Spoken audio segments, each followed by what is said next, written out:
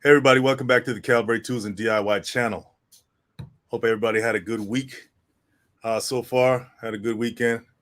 We come here every Tuesday to do our lives. You know what I'm saying? To talk about subjects that are not necessarily about DIY, home improvement, and all that stuff.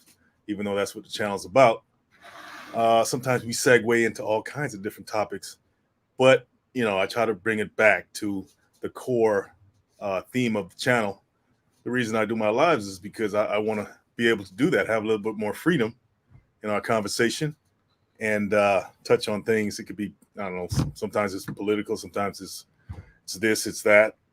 What's wrong with that? That's one of the reasons I do the lives, is to be able to, connect with the audience, my audience, in a little bit less formal way. Okay.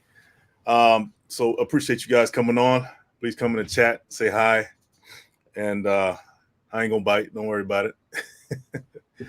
Come on in the chat. Let your presence be felt. Appreciate it. So today, without further ado, we're gonna talk about the other side of home improvement. I know, when you think of home improvement, you're talking about, building things. You're talking about tools. You're talking about, stuff like that. But there's another side to it, right? What I consider the icing on the cake, right? So after you build everything, you got to make it look good, right?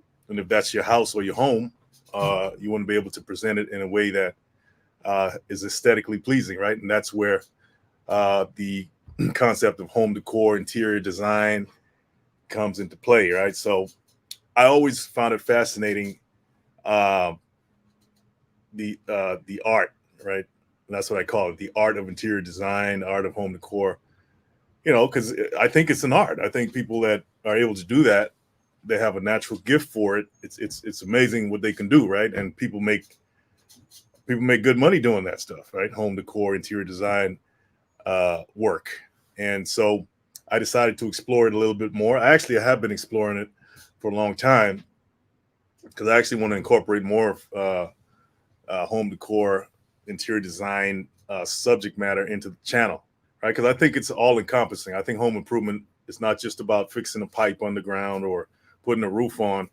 Home improvement has to do with, hey, when you walk into your home, are you happy, right? Do you like what you see?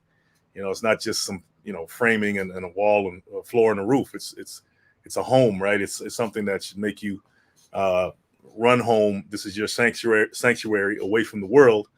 And I think interior designers, home decorators, whatever you want to call them, that's part of their job, is to make it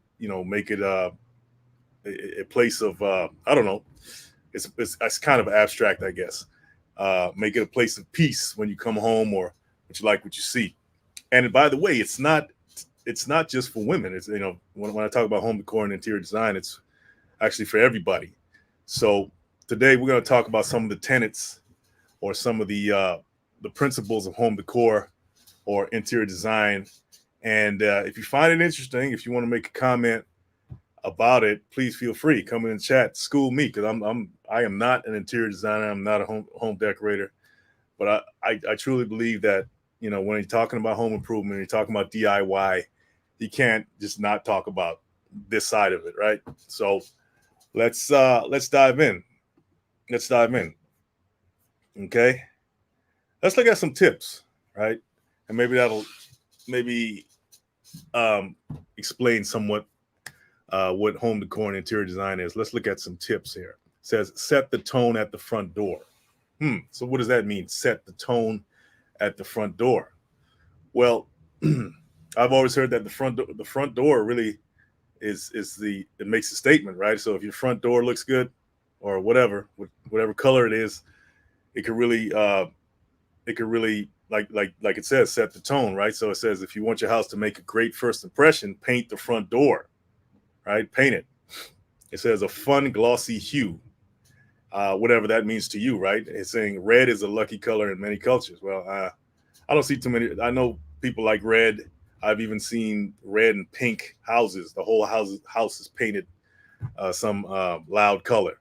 And if you're into that, great. But most people aren't. But it says red is a lucky color in many cultures. And that's the author of this article I'm reading. That's what they say. A red door meant welcome to wary travelers in America. And on churches, it represents a safe haven. Anybody ever heard of that? I haven't. I'm not going to paint my front door red. Maybe you will. But once again, this is just somebody's opinion. This is what they wrote. But basically what they're saying is that your front door makes a great first impression. It's the first thing people see, and all of that. So it even talks about orange and yellow. I mean, who wrote this article here? Who's gonna? I guess people, some people, I guess, do that, but I hardly come across an orange or yellow front door. But I guess, hey, if you're into that. Both colors are associated with joy and warmth. One thing that should go, an outdated screen door. Yeah, you might have a point there. Remember back in the days, you had the screen doors that you have to open, then you get to the front door. Well, they're saying that's outdated. Okay. Well, at least it keeps the mosquitoes out, right? Keeps the flies out. One thing that should go is that, okay? It says replace that with a storm door with full-length glass. Yeah, I think I've seen that. Yeah, instead of a screen door, it's all glass. Yeah, okay, that gives it a little bit more class. I get it. All right.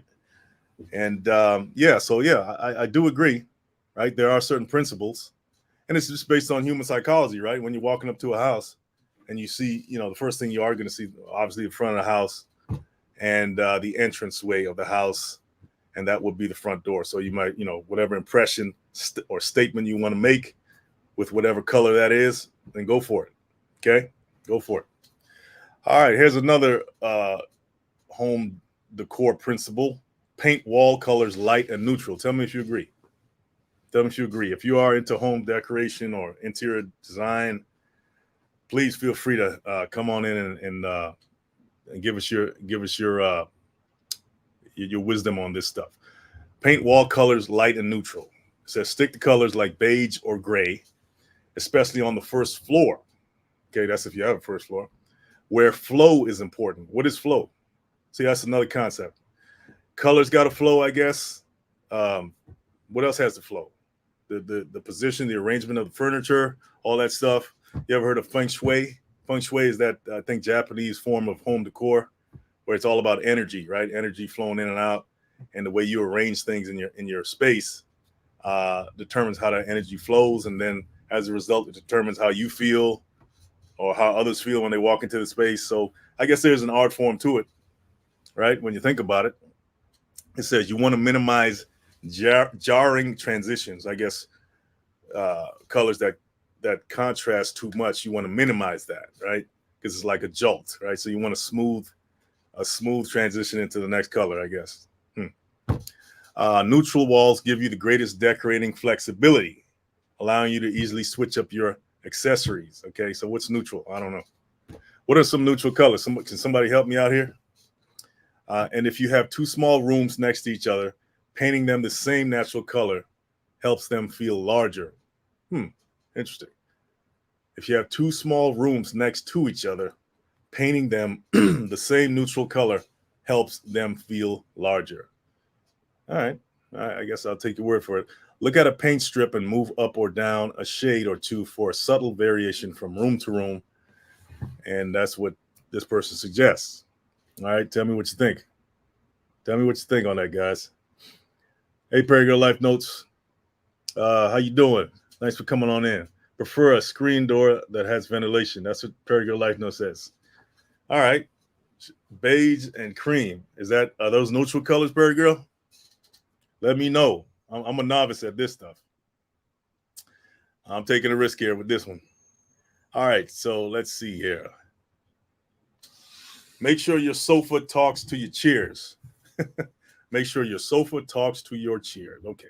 It says, think of a nice hotel lobby. The furniture is arranged in groupings that invite conversation. When you place the furniture in your living room, aim for a similar sense of balance and intimacy. I guess, I'm assuming they mean that the chairs and the sofa, they're kind of facing each other. That's what they mean when they say talk, the sofa talks to your chairs. Instead of like away from each other or something like that. It's inviting that sense of, I don't know, communication. right? It's inviting, hey, let's talk to each other. You can't avoid eye contact, something like that. A conversation area that has a U shape with a sofa and two chairs facing each other at each end of the coffee table, or an H shape with a sofa directly across from two chairs and the coffee table in the middle. Uh, I guess those are the ideal shapes that in terms of positioning your living room. Where you have the sofa and chairs and all that. It says one common mistake to avoid: pushing all the furniture against the walls. Okay, people do that because they think it will make their room look bigger, but in reality, floating the furniture away from the walls makes the room feel larger. Hmm, interesting. That is an interesting point, right? You would think that if you push everything away, you got all this space in the middle. But he's saying if you bring it away from the wall, it actually makes it look bigger. So I guess that's, I don't know, maybe that's a psychological optical illusion type thing. But it is an interesting point. See, this is the art and science of decorating and interior design that the average person doesn't know about. Who would have known that, right? That if you bring the furniture or away from the wall, it would make the space look bigger. Okay. All right. It says, let the sun shine in your kitchen. Well, I always like sunshine or sunlight in my living space anyway. There are some places that I lived in there, it was so dark. I mean, I didn't get any sun. I was like, man, okay. And anytime you could wake up with the sun coming into the bedroom, waking you up, or even sometimes, hey, the moonlight hitting you. You can look outside and that moonlight's hitting your face while you sleep. That's interesting. I like that feeling as well. So it says, when it comes to heavy, outdated drapes, a naked bank of windows is better than an ugly one. Okay. So they're saying, look, instead of having these old, outdated curtains on over your windows and stuff, it's better just to have no curtains at all. Okay. She says, window dressing should be functional and elegant. All right. Home decorators. It says, think shears paired with full length panels. Okay. If your room gets a lot of sun, opt for light colors that won't fade. That makes sense because, if it's getting a lot of sun, obviously that sunlight at some point may start fading stuff, right? So you want to get something that, have stuff in there that won't fade. The most recommended lightweight fabrics for panels are cotton, linen, and silk blends because they tend to hang well. Okay. Once again, I'll take your word for it. Let's see here. All right. Regular light nose, off-white, light gray. Yep. Eddie Mohamdi. How you doing, Eddie? I don't know what you're saying there in that emoji, but thanks for joining anyway. Let's see what else is going on here with this interior design tip. Okay, let's see. Where are we? Hang at least one mirror in every room.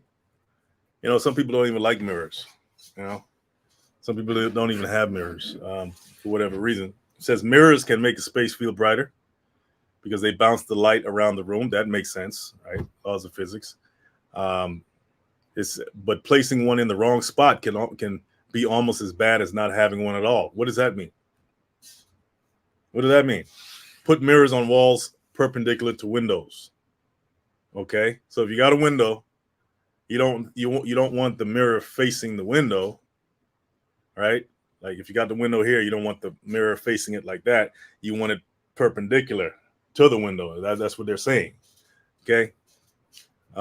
Says not directly across from them. Like I was saying there, hanging a mirror directly opposite a window can actually bounce the light right back out of the window. All right. So see, that makes so much sense when you think about it, right? The light's gonna come in and bounce right back out. But if it's perpendicular, the light's gonna come in and it's gonna bounce this way. It's gonna bounce into the room, right? Or around the room instead of right back out. So that makes a whole lot of sense. All right, scale artwork to your wall. In other words, don't have a picture that's too big for the wall, which I don't think everybody follows that rule. It says there are a few things more ridiculous looking than hanging dinky little art too high on the wall. Okay. By the way, guys, if you're talking about hanging pictures, all right, you got to go to calibrate.com or go to exactac.com and grab the Exactech picture hanging tool. That's actually Calibrate's flagship product. It's one of the greatest picture hanging tools, if not the greatest picture hanging tool out there. Okay, so don't forget to check it out. Pick one up as a Christmas gift or for yourself. Okay, the Exactech picture hanging tool. It's right there in calibrate.com. Go check it out. Links in the description, by the way. So yeah, the middle of a picture should hang at eye level. Okay. If one person is short and the other tall, average their heights. Okay. Also take scale into account. For a large wall, go big with one oversized piece or group smaller pieces gallery style. Heard that, guys? It says if you got a big old wall, right, you can either do two things. Get a big oversized piece of artwork, picture frame, or okay, get smaller picture frames and just group them in a gallery style. Okay. If it says if you do the gallery style, don't space them too far apart. 2 to 4 inches between each frame. Okay, looks the best according to them. 2 to 4 inches, right? Okay, so don't forget that. So see that's why they have schools for interior design, right? That's why you go to school for this stuff or whatever, get certified, because a lot of it's based on just human psychology, spatial recognition, what feels comfortable to the eye, what's aesthetically pleasing, what's not, what doesn't place too much of a strain on, I guess, the eye or even I don't know, cognitive faculties. I guess people had to study that, right? And that's why they know how to place things, the different spaces between items that you have to have, and all that stuff. So I do respect the science behind it, right? It's not just some, abstract thing that people say, oh no, there's actual science to it, right? That I always respected. It wasn't ever my thing, but I do respect the principles that govern interior design. All right, layer your lighting. All right, let me see here. Okay, mirrors also optical illusion. Okay, good to change. Claudette McCoy, hey Claudette, how you doing? Glad to see you here. Claudette says, I love having mirrors in a home to make it bigger. Yeah, I also heard that. Like mirrors can actually make a space look bigger, right? And it makes sense, right? Like you see, I've been in rooms where they have these gigantic mirrors on the wall. A lot of times it's a hotel or something like that.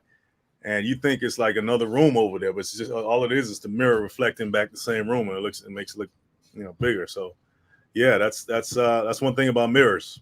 You just don't forget not to walk into it. Alejandro Salgado.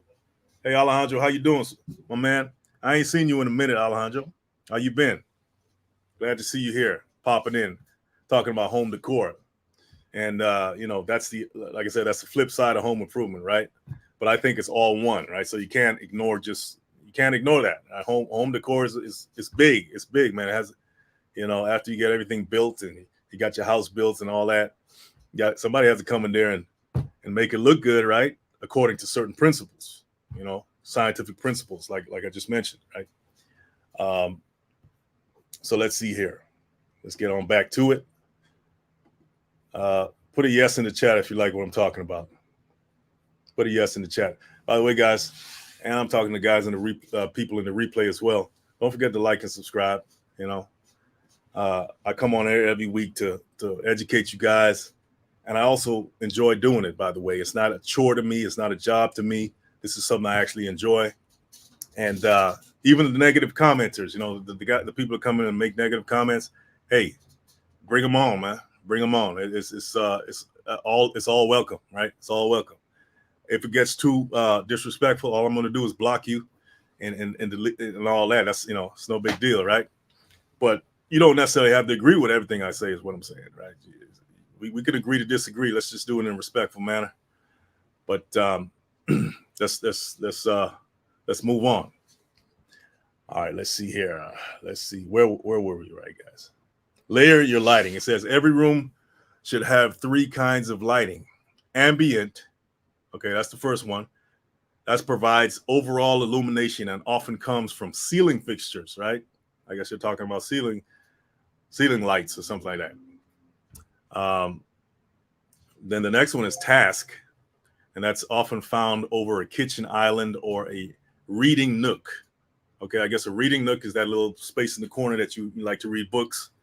So that whatever lighting you have there is just for a specific task. That's your reading light, okay? Or that's your overhead light for your stove. That's a task light, And then accent, that's the last one.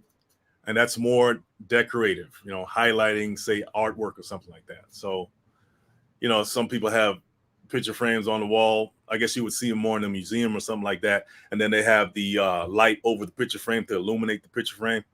Yeah, so that's the three kinds of lighting. It says for a living room, you should have at least 3 watts per square foot. Okay, yeah, do the math on that. One visual trick is placing a canister uplight or a torchiere. Sounds like a French word. All the French people in the chat or in the audience, tell me what torchiere means. I know a couple of French people, or at least partly French. Would that be you, Claudette? What's a torchiere? It says place a torchiere in the corner. Placing a torchiere in the corner will cast a glow on the ceiling, making the room seem bigger. Now that's something I didn't know, right? Instead of a light illuminating the room, you got a light shining at the ceiling to make the room look bigger. See, who would have known that, right? Who would have known that?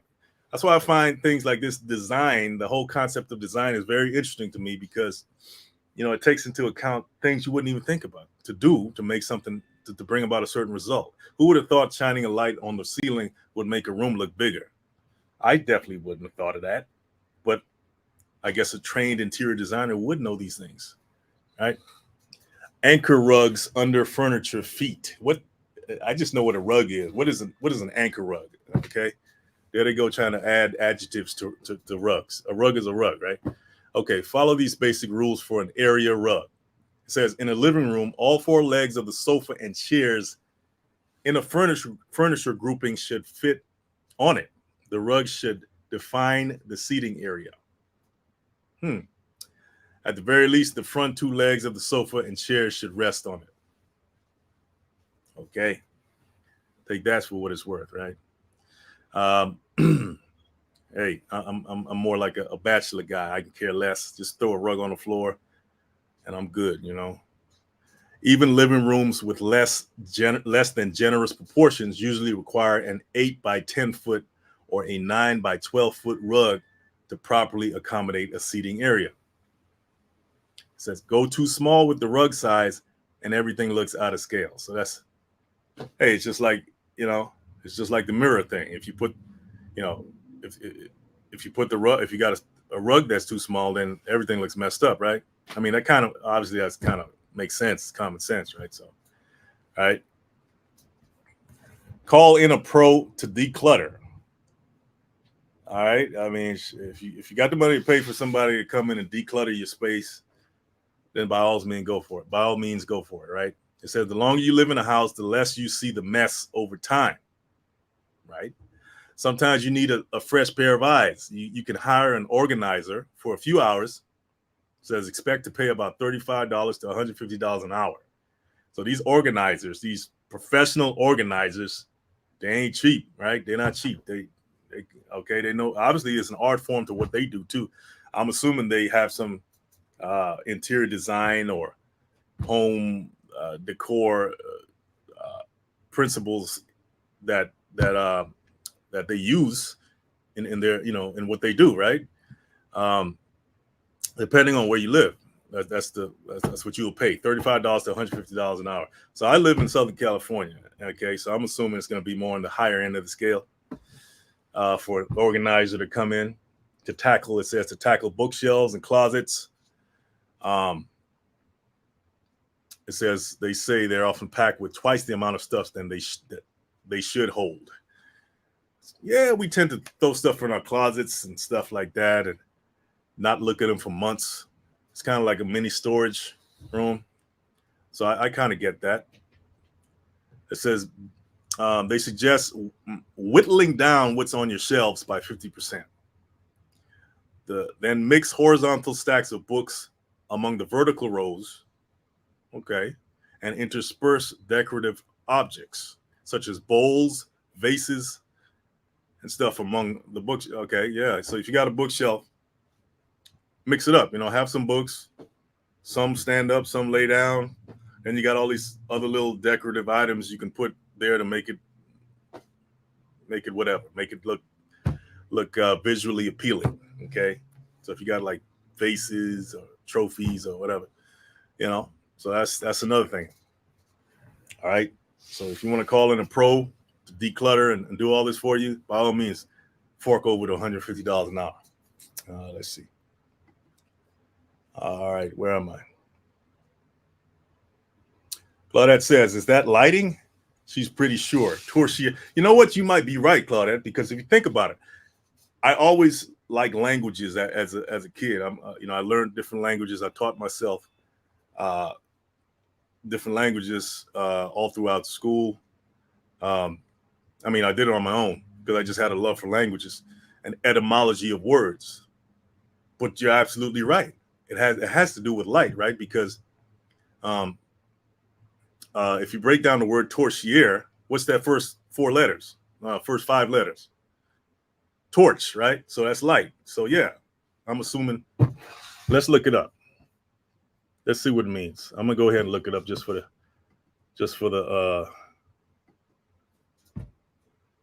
you know what of it. Let's see, torchère. It says torchère lamp. So yep, obviously lighting. Meaning. Let's put meaning. Okay. It says a floor lamp for indirect lighting, having its source of light within a reflecting bowl that directs the light upward. So yeah, that would be that thing that you ever seen those bowls or something that's on a wall and the light instead it's like an upside down lamp. The light's shooting up. That's what it is. Okay. So that's supposed to make your room look bigger if you have those things. I haven't been in too many houses where I've seen that. But it is a thing. I have seen it in different places. I've seen it, but it wasn't in a house. But yeah. All right. Perigo says, anchor rug. Generally, keep the rugs from backing or moving. All right. I'll go with that. Matter of fact, let's look that up. Anchor rugs. Now that we're in the, let me see what that means. Anchor rug. All right. Says it's a large item in the room and its placement needs to fit into the space well as visually bring everything together that would otherwise be visually floating in the room. So in that context, anchor is more of an abstract term. It's the anchor. It's the one thing that brings everything together, ties everything together, right? That's what it means in this context. Okay, that's why they call it an anchor rug. It anchors everything. Everything lands on it. Everything's connected to that one thing, that rug. Okay. Yeah. Doesn't feel good to learn things. Yeah. So let's see here. Where was I? Okay. So we talked about calling in a $150 an hour person to help you declutter your room or your space or whatever, your closet. And yeah, they out there making some serious coins, as they say, right? Just to come in and declutter. But I guess that would be a lot of work, right? Say you come into a house and it's just a mess. 10 hours of work, that's $1,000 right there. It says use visual tricks to raise the ceiling. Interesting. What kind of visual tricks can you use to raise your ceilings? It says if your ceilings are on the low side, paint them white to make the room feel less claustrophobic. It says hang curtains higher than the windows. Hang curtains higher than the windows. Oh. All right. All right. What else? It says that will trick your eyes into thinking the room is taller. See, it's all about trickery, man. It's all about mental gymnastics here. But it's interesting though. Most standard curtain panels measure 84 to 96 inches, allowing you to go about 3 inches above the window casing before the length gets too short. Okay. If you want to hang them higher, you'll have to order custom drapes. In other words, if you want to hang them higher than the 96, than the what it's saying to hang them, then you're gonna have to get them custom made. All right. What about the pattern on the curtain? It says, if you love pattern panels, and try vertical stripes. The lines visually elongate the walls. Okay. So as you can tell, I'm fixated on the optical illusions that's encompassed in a lot of home decor principles, right? It's all about making, all about tricking yourself. Not, I wouldn't say tricking yourself, but it's what the eye sees if you do certain things, right? Kind of like what a magician does, makes you see something that's really not there. But if you do it right, then hey, that's your reality, right? It says if you put stripes on your curtains, then it makes your walls look taller. Leaning a large mirror against the wall can also make a room seem taller. Okay, well, there you go, guys. Can't say I didn't give you guys the scoop on some of this stuff. All right, so if you have an older looking home, if you got a lot of older looking fixtures in your house, it says reinvent them with spray paint and inexpensive refinishing kits. Okay, so if you have an outdated kitchen cabinets or something like that, it says that may benefit from a few coats of white paint, new hardware. They're talking about the handles and stuff on that. And if you thought there was no hope for Formica countertops, remember those old countertops? It says they have counter coating. They have this company. I'm not going to really mention it. It says they have products that can make your countertops look like stone. Okay, even the oldest looking countertop, this product can make it look like stone. So they do have products out there for that. So it says swap out cracked and mismatched switch plates. That's the covers for your light switches. Okay, and the outlet covers, the wall outlets. They got more modern ones. You can swap those out.